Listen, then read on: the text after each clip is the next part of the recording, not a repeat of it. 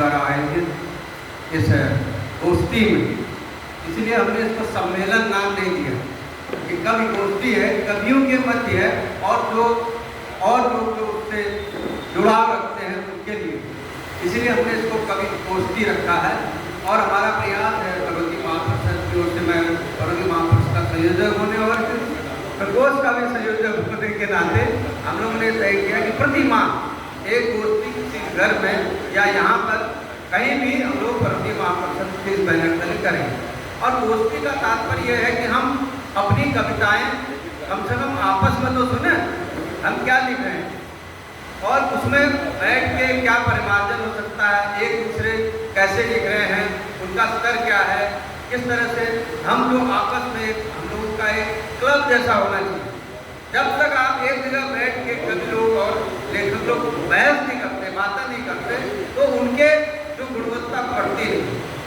तो इसका एक उद्देश्य ये है कि हम आपस में बैठ के अपनी अपनी कविताओं को सुनें और उस पर हम विचार करें।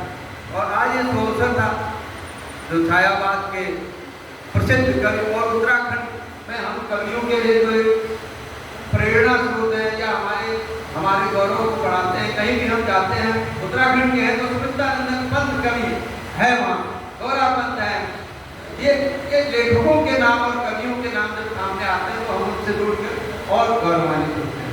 तो हम लोगों ने ये तो अवसर देखा, तो आज ये यहाँ पर हम ये कार्यक्रम कर रहे हैं और उत्तरायणी में भी हम लोगों ने बहुत अच्छा सम्मेलन करा था, तो इस तरह हम करते रहेंगे, ये हम लोगों का उद्देश्य है। अब मैं अपनी कुछ कविताएं और एक मौनी कविता भी मैं आपको सुनाऊंगा। तो पहले तो मैं आपको सुनाता हूँ, हम सब लोग प्रवासी हूँ, यानी कि हम उत्तराखंड से यहाँ आ चुके हैं, तो मैंने उनके लिए एक सौगंध खाने की बात कही गई है, क्योंकि हम लोग हमारा शरीर सबका यहाँ पर है जरूर, लेकिन आत्मा हम लोगों की पहाड़ में ही बसती है। तो ये मेरी संवेदन जो हमारी पिछले बार देखा हुआ मेरी पुस्तक का विमोचन उसकी कविता है। तो सौगंध माटी की इस कविता का शीर्षक है। आप लोग फोटो खिंचवा दीजिए, फटफट होगी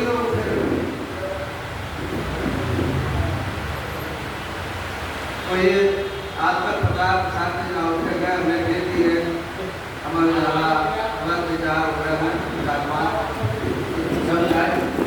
कोई बैठ जाएगा।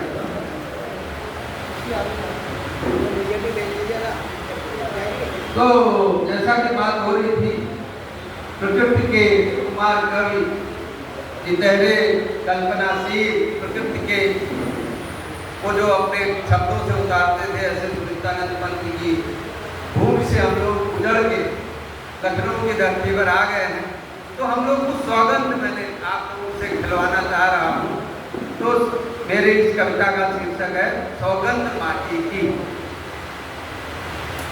चलो लौट चलो वो प्रवासी, चलो लौट चलो वो प्रवासी, तुम्हें मेरी सौगंध, गांव को क्यों भूल गए माटी की गंध। हिमाचल के श्रृंग देखो फूलों की सुगंध, जल जंगल जमीन से आपका रहा है अनुबंध, आपका रहा है अनुबंध। यहाँ शहर की भीड़ भाड़ वाहनों का शोर, जाने क्यों नहीं मुंह मोड़ा तुमने अपने गाँव की ओर। एसी से ठंडी हवा, बाज पेड़ों की छाँव, शहर से कहीं बेहतर है अपना नन्हा गाँव। रात को कड़कड़ाती ठंड पर, ये सुमित्रानंद की कल्पना जो अपने पहाड़ के प्रति जैसे है, तो उसी को मैंने उतारा है और आपसे कुछ सौगंध ले रहा हूँ। रात को कड़कड़ाती ठंड पर, दिन में गुनगुनाती धूप, बालू घोड़ियों की हाँक और घसियालियों का बनवारी धूप, पहाड़ों से प्रतिध्वनित हो रहे गीत लोक संगीत, जूती खेत में बैलों की जोड़ी जिससे है हमको प्रीत। खेतों खलियानों से अपना अटूट संबंध, चलो लौट चलो वो प्रवासी तुम्हें मेरी की सौगंध। आया बसंत फूलों से लदे पेड़ चौंगोर, जुहू घुघूती चहक रही जंगल में नाच रहा और होली भी आ गई। या हम लोग होली मनाते हैं, लेकिन वहाँ जो पूरे 6-7 दिन होली होती है तो होलियारे जाते हैं। तो मुझे याद आती है मेरे पिताजी के पास एक वो था, होली में पहनने के लिए कोट था। अब वो हर साल तो उन दिनों सिलवा नहीं पाते थे, वो कोट पूरे 6-7 दिन पूरे पहना जाता था, फिर धो धा के उसको रख दिया जाता। तो होलियारी याद आ रही मुझे, पूरे हम लोग बाजे गाने के साथ जाते थे। होली भी आ गई, गूंज रहे होलियारों के गीत, याद बहुत आ रहे हैं अब हमको उन दिनों के मनगीत।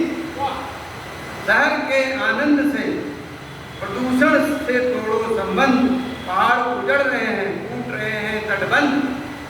चलो लौट चलो वो प्रवासी तुम्हें मेरी सौगंध, चलो लौट चलो वो प्रवासी तुम्हें मेरी। तो ये तो मैंने एक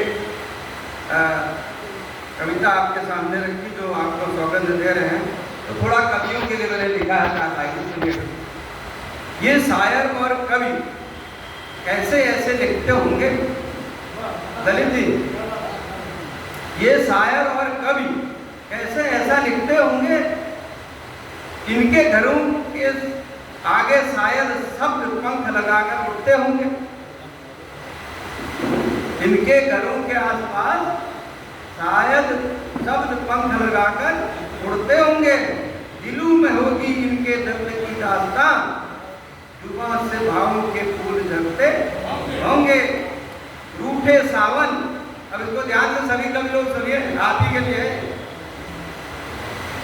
जुबान से भावों के फूल झड़ते होंगे, रूठे सावन भले न बरसे इनके आंगन, भीगी पलकें आंसू से बरसात करते होंगे।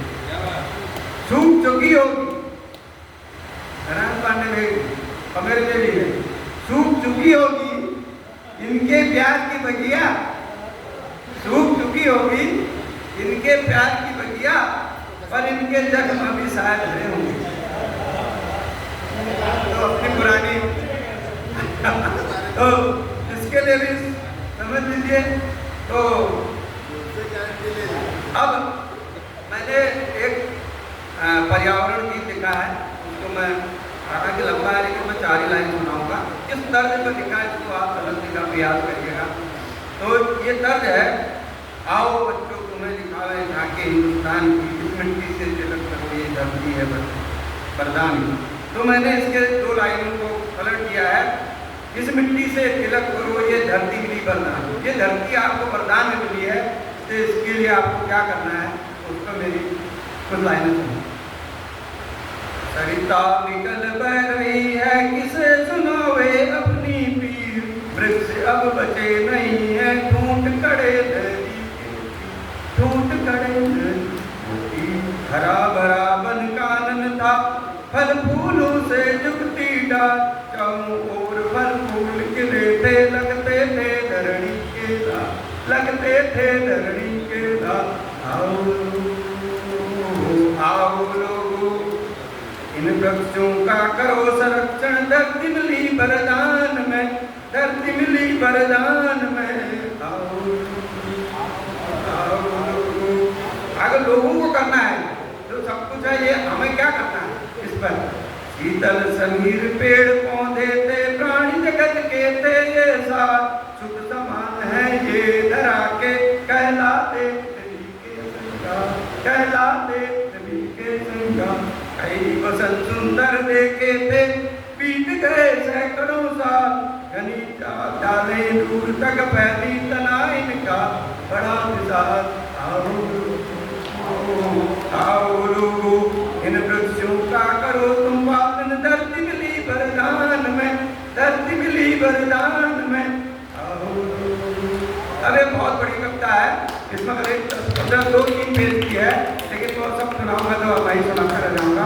तो इसके लास्ट में हमने आपको, अगर हम भाषण तो दे रहे हैं ये करो करो, लेकिन हमें क्या करना, ये हम 4 जो अंतिम स्टेज है वो आपको करना। आओ लोगो इनसे तिलक करो ये धरती मिली वरदान में, धरती मिली वरदान में। आओ लोगों जन्मदिन हो विवाह पर्व हो, ध्यान से सुनिएगा। जन्म ये हमने मैथिली आंदोलन से इसको दिया है।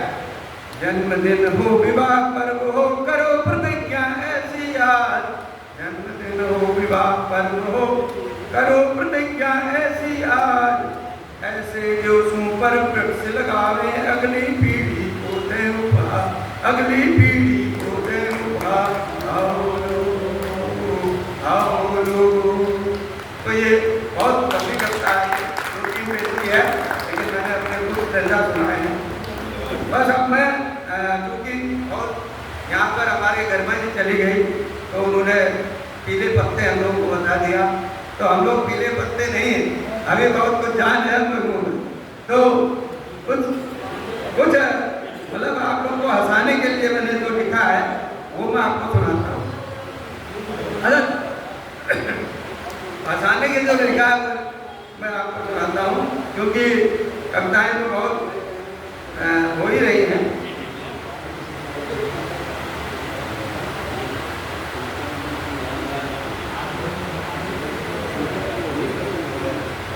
अच्छा सुनिए।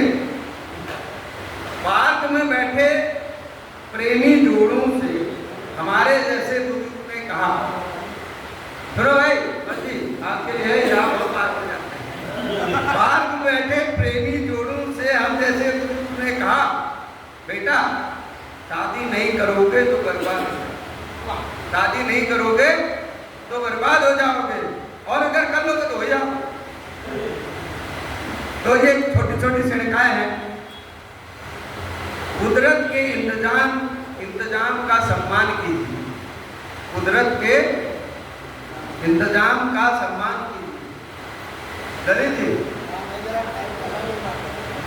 आपके तो वाले नहीं है, तो कुदरत के इंतजाम का सम्मान कीजिए, बालों की सफेदी को न नीलाम कीजिए। हम प्यार मोहब्बत को, यह प्यार मोहब्बत जवां दिलों की चीज है, अब आप बुढ़ापे में रहना।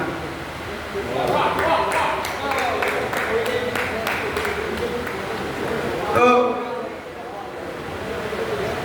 एक अंतिम सुनाता हूँ। ये देखिए मैं थोड़ा ये उसमें मैंने इधर उधर से चुरा भी ली है, ये मेरी मूल कविताएं नहीं है, ये तो आपके एंटरटेनमेंट के लिए मैं सुना रहा हूँ, लेकिन ये मेरी है।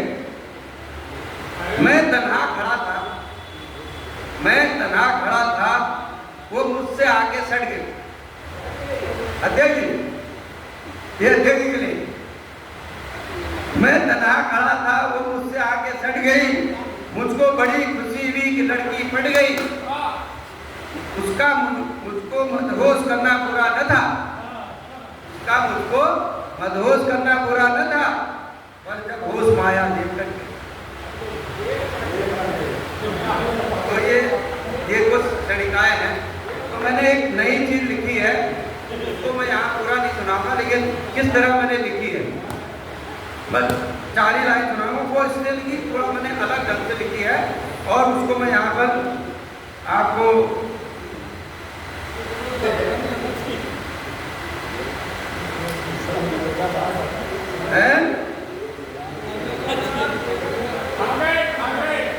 नहीं मैं 4 लाइनें सुनाऊंगा, क्योंकि वो मैंने कोई दूसरे ढंग से लिखी है। देखिए अब ये राधिका को जैसे हमारे यहाँ रंगोली पर, अरे हमारे यहाँ तो करने तो राधिका जो है, राधा जो है तैयार हो रही है कृष्ण से मिलने जाने के लिए, कैसे तैयार हो रही, क्या सोच रही, क्या वो गड़बड़ा जा रही है। तो कुमाऊनी में थी, आखन को ताड़ी ताड़ी काजब की मोटी गजरारीदार, आखन को ताड़ी ताड़ी काजब की मोटी गजरारीदार, की लगौन रह चकी धुली। क्वेश्चन मार्क है, क्या लगा है? एन मणि देख देख आप होनी, मंद मंद मुस्की मार चकी धुली। मीत मत वाली मुलाकात वही कहबे, मीत मत वाली मुलाकात वही कहबे, जुरी ने लागी रे चरातुली झूठ बूट हारी बेर लेट गए बड़मुड़ मुड़ी लेटी बना ली झूठ बूट हारी बेर लेट गए बड़मुड़ मुड़ी बार बार खोली दी नैला चकिया बार बार उसको बना ली लेकिन सोच में बनाने की जगह बार बार खोल देंगे तो इस तरह से बहुत मैंने एक पूरी कविता है उसको 4 महीने नए ढंग से मैंने लिखने का प्रयास किया। धन्यवाद।